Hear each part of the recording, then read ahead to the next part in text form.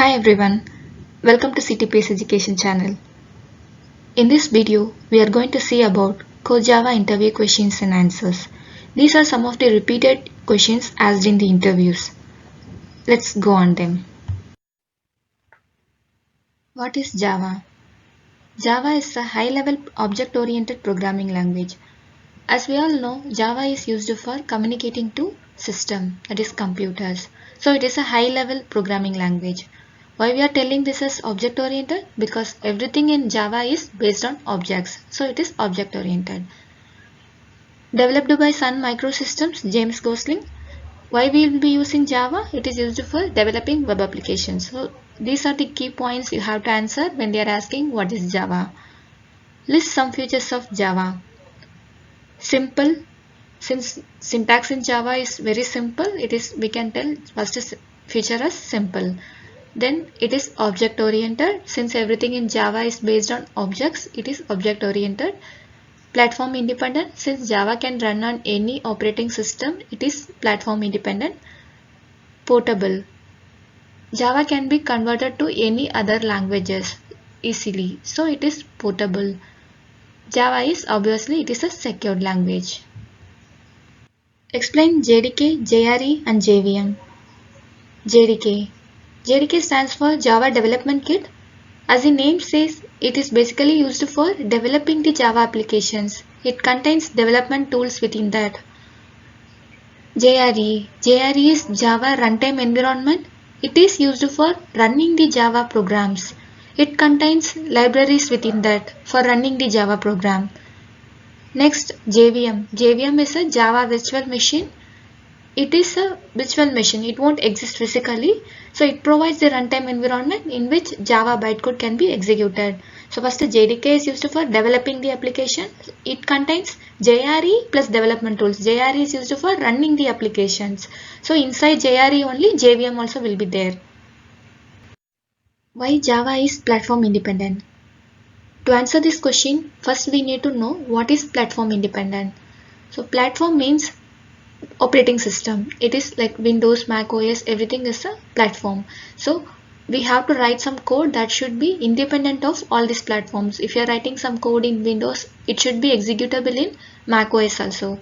So Java is write once, run anywhere language. How that is possible means Java code, whatever we are writing our code, it is getting converted into bytecode. First it is compiled by the compiler and then converted into bytecode. That bytecode only we can execute in any environments, like any OS we can execute.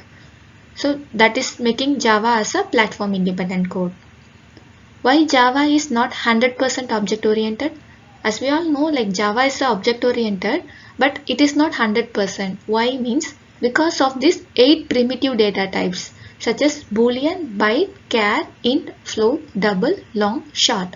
These all are actually data types, primitive data types, but it is converted into objects by wrapper classes. So we can say like Java is not 100% object oriented programming language. Explain public static void main string args in Java. This is nothing but a method in Java. It is like a starting point for any Java application. Let's go on each one of them. Public. Public means it is an access modifier. So it makes the method accessible by any class. Static. Static means it is a keyword. It is like without creating any objects for our program, it should be executable. So it should be made class based. That's why we are telling it as static. Void. Void means it is a return type. Our program, since it is a starting point, so it should not return anything. It should not be dependent on anything. Main. Name of the method. So main is the name. It is like a starting point. So this name only JVM will be searching. String args. It is the parameter passed to the main method. So this parameter only like allows us to run command line arguments. Tell in short, public means it's an access modifier. Static, it is like a keyword. It makes the class as a it makes the method as a class based. Void means no return type. Main, it is a name of the method. It is the identifiable by the JVM. String args, it makes the program like dynamically also we can pass some values to it. What are constructors in Java? Constructors are used to initialize the object. So basically new keyword will be used for creating the object. Here constructors are used for initializing the object. So it's a block of code which is used to initialize an object. It must have the same name as that of class. Also it should not have any return type, and it is automatically called when the object is created. So these are the points you have to remember when they are asking for constructors. And then there are two types of constructors: default constructor and parameterized constructor. Default constructor means there will be like no arguments will be passed to it. Parameterized means it is used for initializing the some, there will be some parameters will be there inside the brackets. So this is used for initializing that parameters. So constructor means it is used to initialize the object. It will be same name as that of class and it has no return type. It is automatically called when the object is created. These are the 4 points. Two types of constructors are default constructor and parameterized constructor. Default constructor means there will be no arguments inside that. Parameterized constructor means there will be like some arguments there. That arguments it is like it will be initializing. Why pointers are not used in Java? Pointers are something it is used in C programming, but not in Java. Let's see why. Java does not use pointers because they are unsafe and increases the complexity of the program. Pointers will be somewhat complex to use. Since Java is known for its simplicity of code, adding pointers, if you are adding pointers to the to Java, it will make the Java code more complex. So that's why we are not using pointers in Java. What is JIT compiler in Java? JIT means just-in-time compiler. So first we will be writing our Java code. That Java code will get compiled by the compiler and then converted into bytecode. This part only we know first. So then after bytecode it will get converted into machine code. So in between that bytecode to machine code, this just-in-time compiler will play the role. So it will be responsible for like faster conversion of bytecode into machine code. So it will increase the performance. Name the Java IDEs. IDEs means integrated development environments. This IDE only will be used for developing the Java applications and running it. So examples are Eclipse and NetBeans. You can tell anything, if anything else you know me also, like IntelliJ you can also tell that. What is meant by local variable and instance variable? Local variables, as the name says, it will be like inside the method. Inside the method only it has access. Instance variable, it will be declared outside the method and its access will be like throughout the class.